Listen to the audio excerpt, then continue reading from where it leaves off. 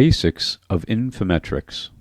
As you can see by the demonstration with this basketball, as long as I am moving slowly, the imposed load provided by the mass of the basketball gives me consistent resistance. However, as soon as I accelerate, momentum takes over, and in throwing the basketball, it no longer provides consistent resistance, and in fact provides no resistance for most of the repetition. That sound you hear as it hits my hand is a good indicator of the increase in the force it is generating that is greater than the actual weight. The same concepts apply to the 16-pound bowling ball I am now using. Momentum alters the force generated by an imposed load source of resistance. The faster you move, the higher the variability of forces. In this basic bicep curl exercise, the weight remains consistent at 75 pounds, which is half my body weight. It is easily done and does not reflect my momentary metabolic muscle capacity for work. The imposed load of the weight is not able to change in accordance with my strength contour. Watch the scale and you will see that in addition to the 75 pounds I am already lifting, I am also uploading an additional 200 pounds of generated force against an otherwise immovable dead stop. Thus my momentary metabolic work capacity is actually 275 pounds. In this chin-up, as long as I am moving slowly, the imposed load of my body weight remains fairly constant. As soon as I start to vary the speed of movement, I can nearly double the amount of force my 150 pounds exerts on the muscles involved. I also encountered far less than my body weight at points. With imposed load, I am limited by weight. Force is inconsistent with variable speeds. The simple infimetric device of a cable and pulley allows me to use bilaterally paired muscles to generate my own force relative to my momentary metabolic capacity, as one side of my body is linked to the other to generate the force. You should be able to see the muscle under load.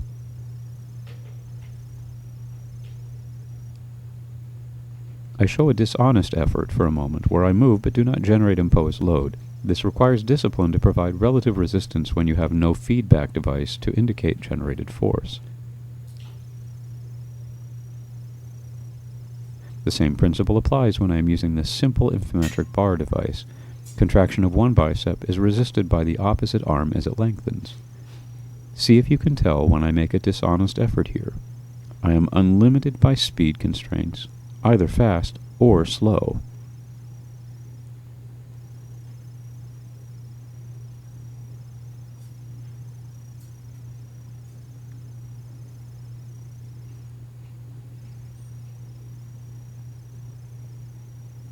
I can flip my grip and use the same device for a tricep extension or a lateral raise, as well as a number of other exercises.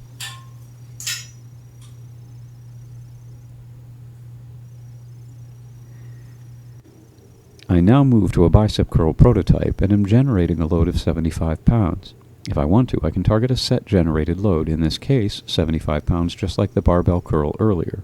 Next, I upload to a maximum effort, which is now only 140 pounds as a result of all of the work I have already done. Following a short series of fast repetitions, my maximum metabolic capacity is now momentarily reduced to 85 pounds. The metabolic contour is quite plastic. The generated load is low, but the relative load is very high at this point. This is typically how I've been training with infimetrics. I move as fast as I can with a limited range of motion that deteriorates as momentary metabolic capacity diminishes.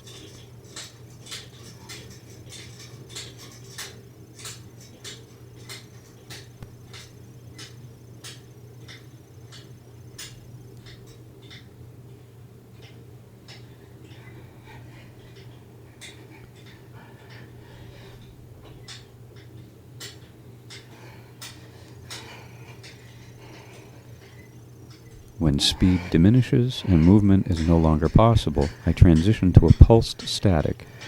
Relative load is extremely high, but generated force is now less than 15 pounds.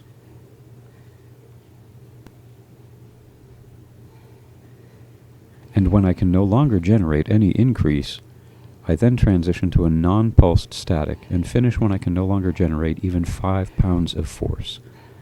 Failure occurs at 5 pounds when I was able to initially generate an upload of over 200 pounds.